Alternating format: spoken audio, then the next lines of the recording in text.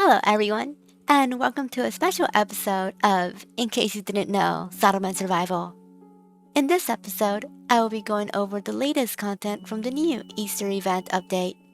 We will be covering features like gameplay changes, new tech points, and UI improvements, along with the new Easter themed event. So let's get started with the gameplay changes. The first major change is the optimization of the game creating menu. When starting a new game, you now have more settings to customize your difficulty and map. You can now adjust settings like output of resources or frequency of disasters. Perfect if you prefer a more casual experience or if you're looking for something even more challenging than extreme. You can see the settings that you have selected even after you started the game by clicking on your town name. This is also where you go to change the name of your town now. The logistics tree added a few more texts, the first being the supply depot. This is a brand new logistics building where workers will store designated items for the use and consumption of everyone. A quick example of its function is having a supply depot near farms that only carries fertilizer. Now, your farmers have a place to quickly get fertilizer to use on their farms. The supply depot has a storage capacity of 12,000 and can be doubled with the expansion upgrade. The second new tech is Quick Porter.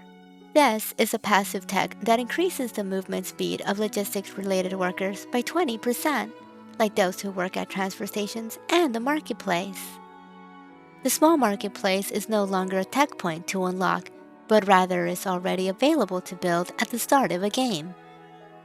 The structure and models for some buildings have also changed, like the builder's cabin and marketplace. The transfer station is now just a 4x4 structure, but still functions the same. The small and normal supply stations now have new looks and have been renamed to the delivery terminal and delivery center respectively. The model of the warehouse has changed to a smaller look, but when giving it the expansion upgrade, it changes its appearance back to the larger model that we had before the update. And lastly, the Stone Road and Obsidian Road had their textures changed. The apiary finally got reworked. Instead of being a gathering-type building, it now steadily produces honey or beeswax, but you have to select which one to produce.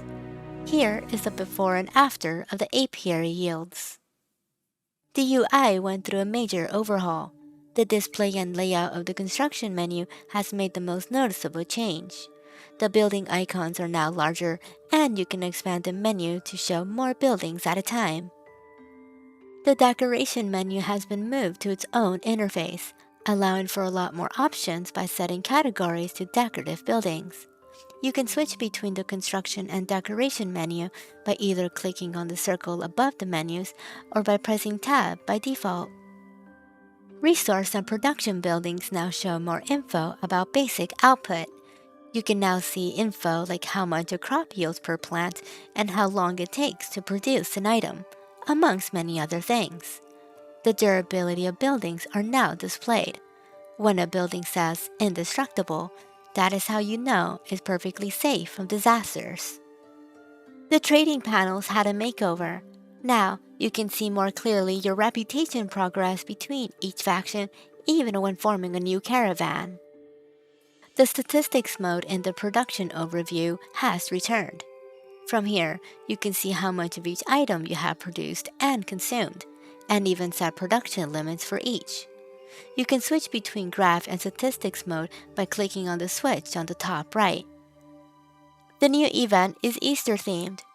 Easter eggs now spawn around in the wild, and interacting with them grants you rewards like Easter eggs and rabbits. The rabbits can be captured and placed in a pasture or corral, and can drop Easter eggs. A new wonder building has been added, along with other Easter-themed decorations. The giant Easter egg is a structure that takes Easter eggs to activate. When activated, the giant egg opens up and increases citizens' happiness by 200% for a set amount of time. And for the duration of the Easter event, rack of lamb and ham gives extra happiness bonus to citizens. Many known bugs were fixed in this update.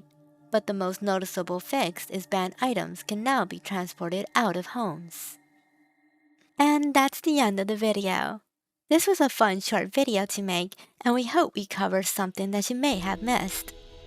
If you enjoyed these informative videos and guides, subscribe to not miss out on more if you haven't done so already. And if you'd like to keep up with our projects or to simply ask us any settlement survival questions, make sure to join our Discord as well. Anyways, thank you guys for watching, and we hope to see you on the next video.